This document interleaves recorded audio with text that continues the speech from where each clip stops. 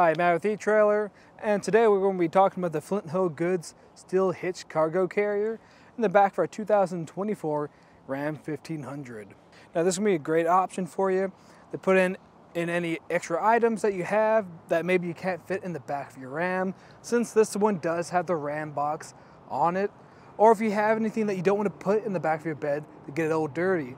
Anything like some wild game from going out hunting. So let's take a closer look at it. Now we are going to have a weight capacity of up to 500 pounds, but just make sure you know what your tongue weight is on your truck.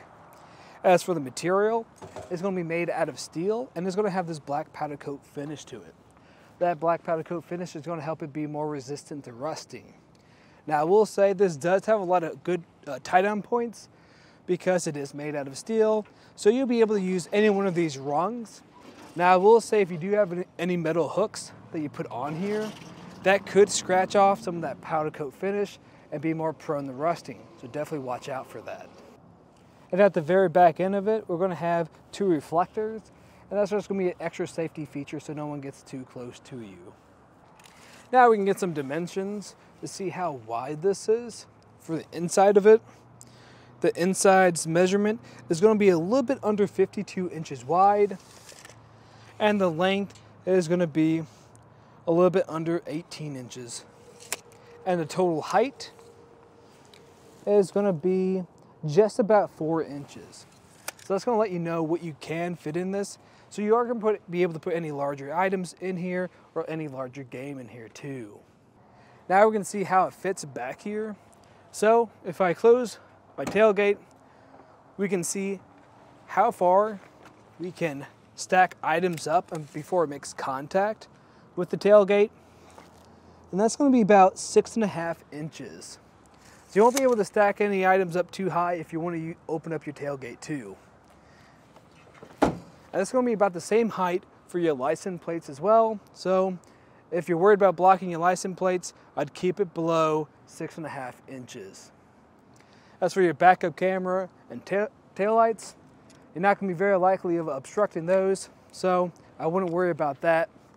Something I would worry about though is where your exhaust sits next to the carrier. I wouldn't put anything that's heat sensitive on the edges because that could heat up and melt anything. So if you have anything heat sensitive, keep it towards the center. Now we're going to take a look at how it's going to sit when you're driving. So if I measure from our back bumper to the back of the carrier, that's going to be about 23.5 inches, which isn't too bad. Just something to keep in mind if you're in a tight spot like a parking spot or garage.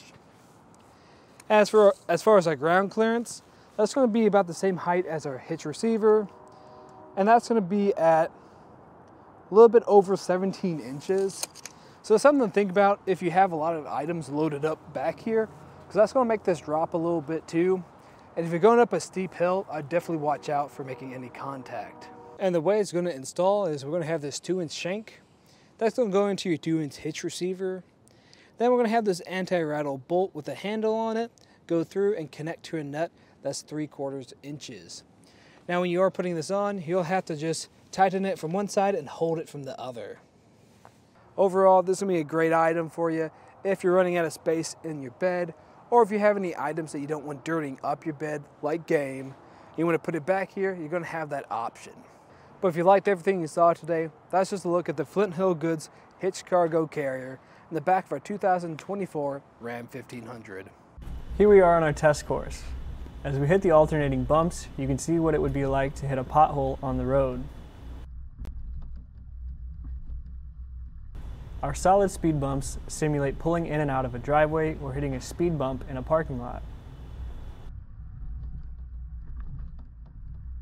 We use the slalom portion of our course to simulate the side-to-side movement, such as turning corners or evasive maneuvers.